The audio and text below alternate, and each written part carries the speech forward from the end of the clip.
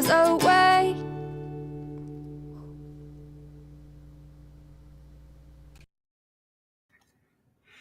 Good afternoon. Welcome. Just me and my kitty cat in my lap. Got a lap cat right now. Oh, you're a good kitty. You're a good little boy. Yes, you are. Yeah, he just kind of made his way to my lap. Cats really have no qualms with telling you what they're wanting, huh? Yeah, they sure do not. Oh, making a presentation today. Um, for I have to do a meeting tomorrow at the Community Reach Center. We're going to be talking to some professionals about AA, what AA is about, and the CPC committee sent me some information, just some guides, information to go off of, what to say, and I took all that and I put it into I put it into a presentation here. I'm gonna cruise through the presentation with you real quick. I apologize for those that are online or that are sorry that do not have video, right? So I'll apologize to you guys first. I won't hang out on it too long. Window. There we are. Okay. So here's the slideshow, right? And I'm just going to scroll through the pages. The purpose, CPC, DAA preamble, what AA anonymity, what is AA, how it started. Then we have a couple of members kind of tell a little bit of their story. Then the effects of alcohol addiction, what AA does not do, anonymity, and why it is important. Types of meetings, AA meetings. There's open meetings. There's closed meetings. How to get in touch with AA. A few things about AA you may not know, and a thank you very much for being here. Right, and there it is. There it is. So we're gonna do a random reading from the big book, which is probably what you're waiting on. Uh, I like this cat. He looks at me so adoringly. You're a fat kitty. We got him. He was skin and bones. He's a street cat. Huh? You're a street cat. You're a little rough and tough guy, huh? No, you're not. You're a big wussy. That's what you are. Welcome to Daily Trudge. Oh, I can't stand hair on my nose. All right. If you're here, please say hello, whether you're watching the live or the rewatch. All right, kitty. I love you, but yeah, meow. You're all upset. Do you want your window open? Let me open the window for him real quick. My followers are so nice. So was that you meowing at me instead? There you go. Or did you really want love? Or did you want the window open? Pick one, baby. All right.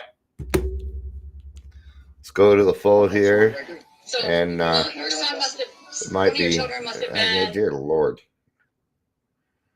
Give me a random number between 1 and 164. 101. 101. I believe that it is not the family afterward, but I do believe it is in a chapter we may not read. Oh, no. No, it is the end of working with others. All right, so. All right. So we're going to go back just a little bit here. Okay, we're going to start at the bottom of page 99. 99, 99. I'm not a number. I'm a free man. All right. It's from a movie from a while ago. Actually, I think it was Soylent Green. But I stole it from an Iron Maiden song. All right. Let no alcoholic say he cannot recover unless he has his family back. This just isn't so. In some cases, the wife may never come back for one reason or another. Remind the prospect that his recovery is not dependent upon people. It is dependent upon his relationship with God. We have seen men get well whose families who have not returned at all. We have seen others slip when the family came back too soon. It's often that the alcoholic is separated from the family for months, maybe even a year. The alcoholic is often separated from the family. Kind of depends on circumstances, right? Now, the first time I got sober, I was 18 and living in a halfway house for homeless alcoholics. Nobody came by to visit. That was family. These men had no family left in their lives. We were all that they had. I was one of the fortunate ones. My girlfriend stopped by often. Yeah, I had a girlfriend, Shannon, who happens to be my wife now. No, we have not been together the whole time. God did bring her back into my life. Thank you, God. My mom and my stepdad would visit often. Even my brothers and sisters came by a lot. But we got a lot of people that came from the outside that weren't necessarily. But yeah, there was no family day. There was no huge family reunions, and it's kind of hard to watch, man. So I tried to share my wealth, you know, like my mom and my stepdad, they're both in the program. So, they'd come down, but then they got to spend some time helping other people, working with some other people. We also made piggy banks and plaques, and you'd come down, pay a donation and stuff, right? So both you and the and so what I'm getting at is I have watched hundreds of people, men and women, get well despite the fact that the family is no longer in the picture. I've seen it happen, right? And our biggest thing I notice a lot of times, I hope my children come back. They might not. I've seen it work both ways. It took me years before all my kids came back. Is that a bug? Right. Both you and the new man must walk day by day in the path of spiritual progress. If you persist, remarkable things will happen. When we look back, we realize that the things which came to us when we put ourselves in God's hands were better than anything we could have planned. Follow the dictates of a higher power, and you will presently live in a new and wonderful world, no matter what your present circumstances. Yeah. This is not. And that's one of the hard parts about being an alcoholic. There's a lot of hard truths that we have to face. To me, it feels kind of unfair. We're a very misunderstood people, right? And I don't think people go out of their way to misunderstand AA. Well, unless they're alcoholic. They go by what they're told. Like AA is a religious program. It's the number one thing I hear. That's why I put it in the PowerPoint. I put in the only one I didn't put in there was that it was a cult. But I am going to say it because it's funny and they're a bunch of professionals and they'll get it. It's more of a joke. How do you know that AA is not a cult? Because people in cults do what they're told. And it's funny because it's true. All right. When working with a man and his family, you should take care not to participate in their quarrels. Right. When I'm working with somebody, I involve the family. They may never meet me. They may never see me, but they're going to hear my name. Oh, they're going to hear my name. And I'm going to support the family. I'm going to do what I can. I give information to them to give to the family, things like that. It's sometimes I may even have somebody, I'll get a call from a frantic wife that the husband is drinking again. I've had some sponsees die on me. I've also had a lot of sponsees that are still sober. And even then, they're not my sponsees. They're people I worked with. They're people that I gave what was freely given to me. Yeah. So don't participate in the quarrels. I am not here to take sides on your problem. Nope.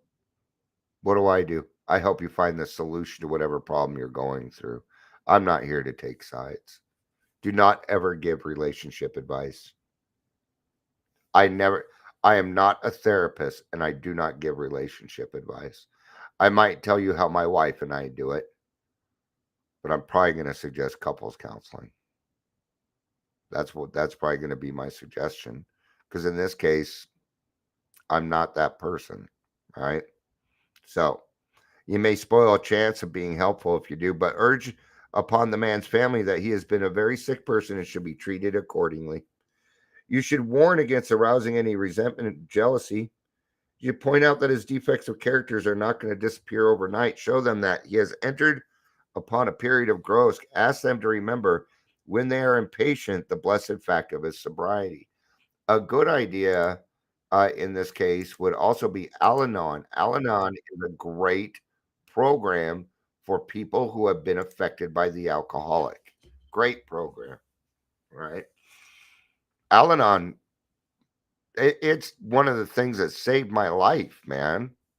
I'm indebted to Al Anon. Not only that, but then I found out that I'm not just an alcoholic. I also have some codependency issues. I want to save people. I even want to try and save them from having to do the hard shit. I wish they could avoid it, because I want them to. It's selfish though, because I want them to be at the place that I want them to be. See, and that's when we're getting into that selfishness portion, right? So, if you have been successful in solving your own domestic problem, tell the newcomer's family how that was accomplished. In this way, you can set them on the right track without becoming critical of them. The story of how you and your wife settled your difficulties is worth any amount of criticism. And I'm more than happy to talk on it. Right? My wife and I, we don't really argue much. Last time I said that, we got into an argument. It's going to be a while before it happens again. Not saying we don't argue, but it's not very often. It is not very often. She said something to me, man, and this was before I even quit drinking, and it stuck with me. Why would you want to be mad at the person you love the most?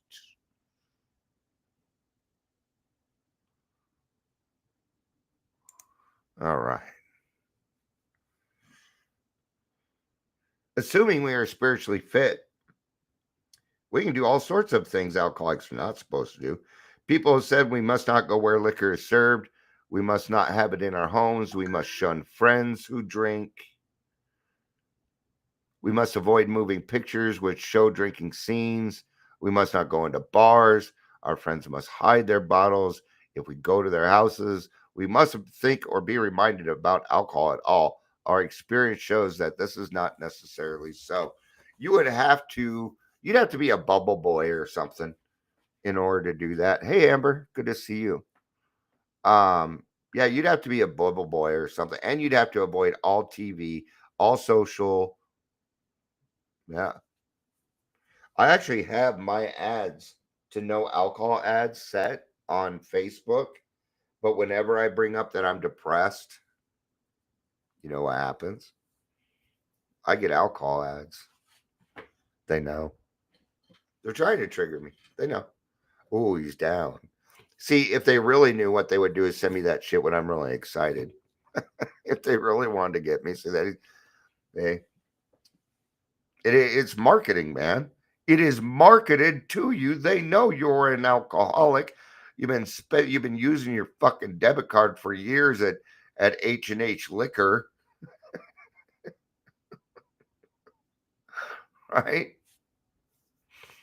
You wouldn't be able to go anywhere. You wouldn't be able to do anything if you were not allowed to see alcohol again. Not only that, but it ain't gonna work. It is not going to work. The more you try and avoid alcohol, the more you're gonna want it. Right? Whenever I made a promise to quit drinking, I was putting on my shoes to go to the liquor store. I didn't realize that's what I was doing, but I did.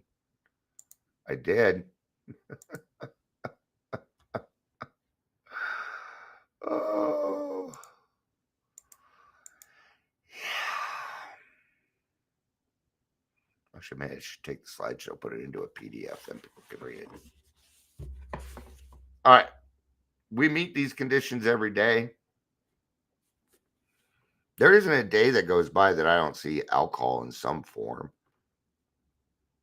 And I don't even go out much. But I watch a lot of drama. I watch a lot of drama TV. And there's a lot of drinking. They're always drinking.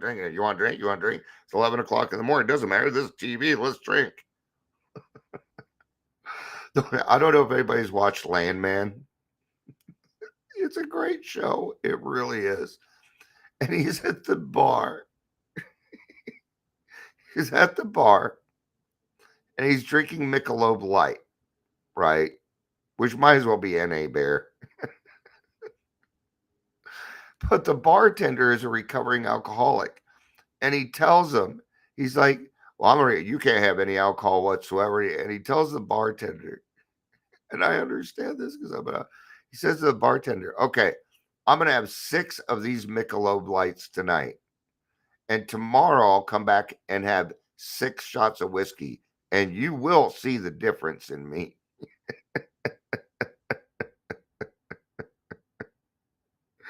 Oh, it's supposed to be funny. It's supposed to be funny. Amber says, I paid cash, so Scott didn't see the bank. Okay. All right. An alcoholic who cannot meet them still has an alcoholic mind. There's something the matter with his spiritual status.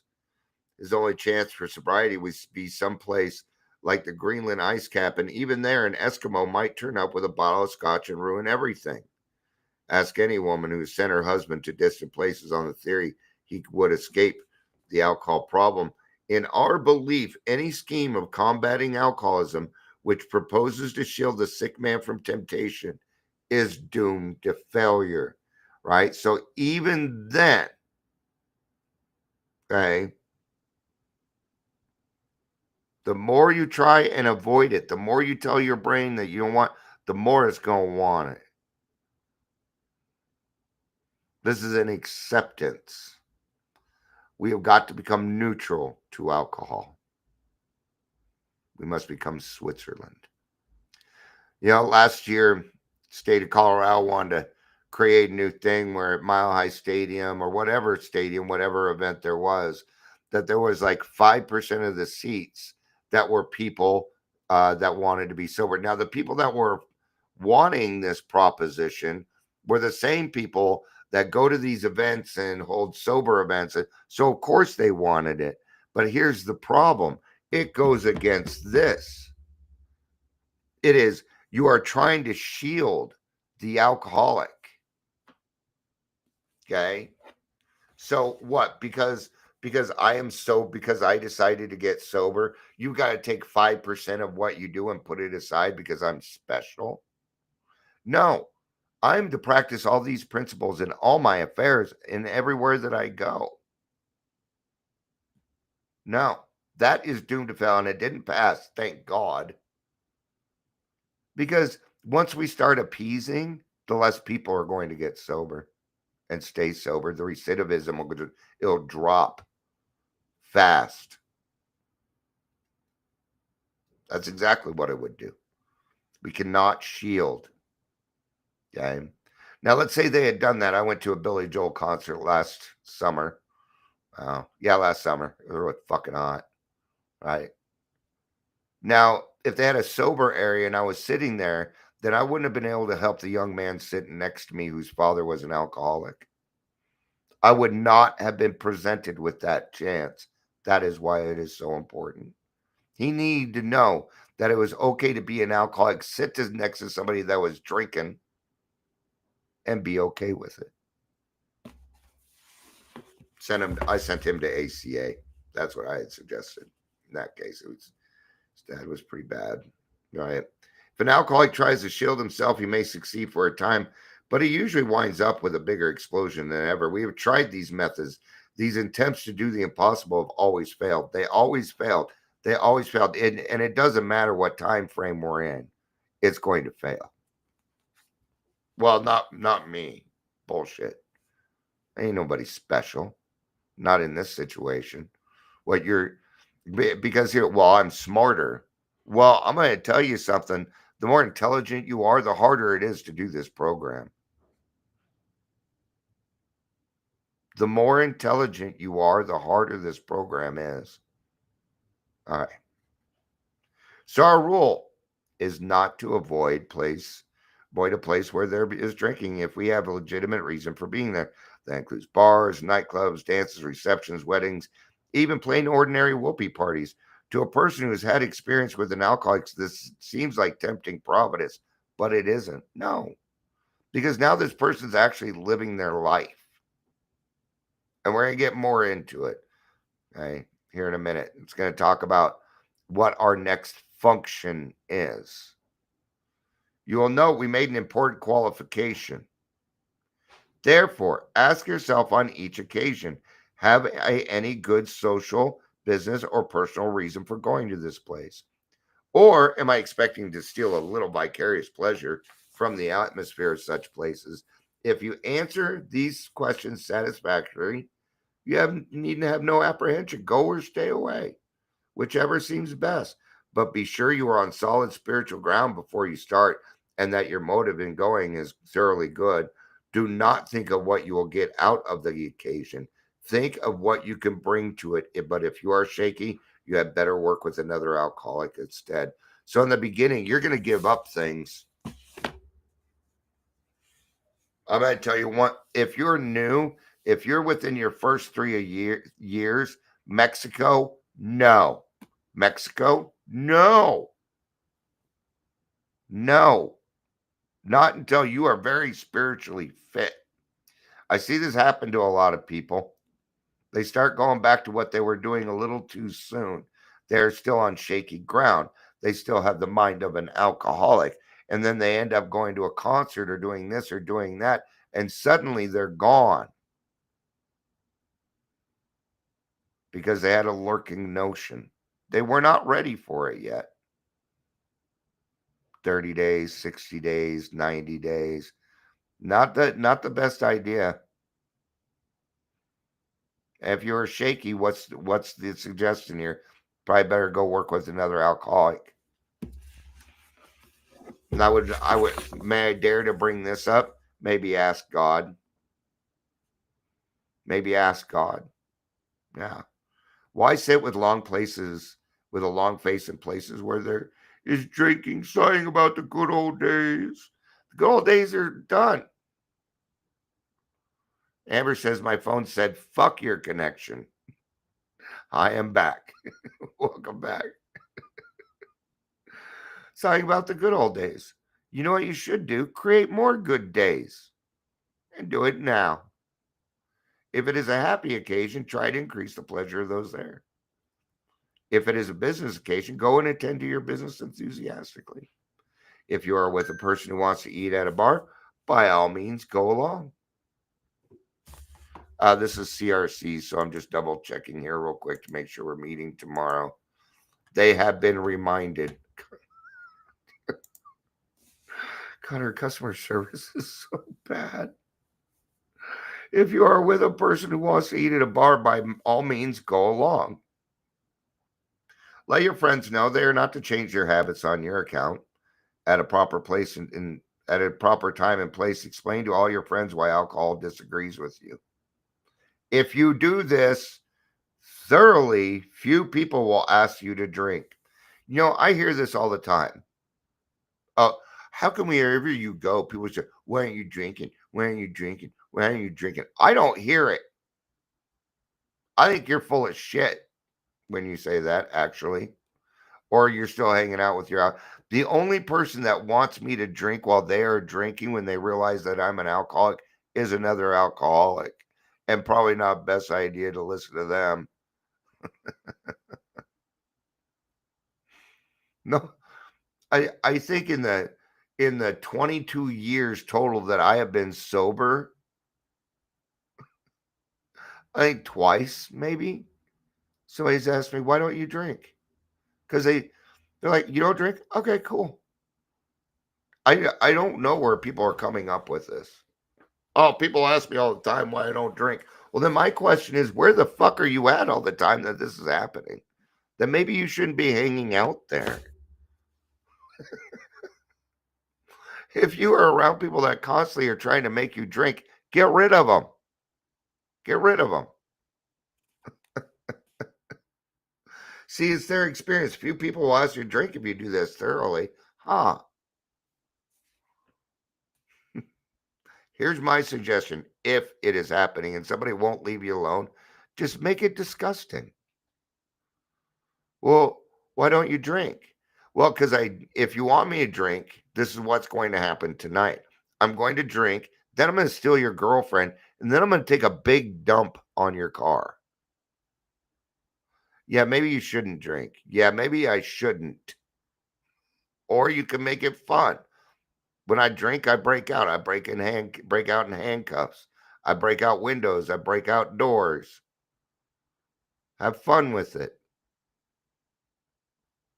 Or here's another choice. Thank you. I hope you have a good night. And then go talk to someone else. All right.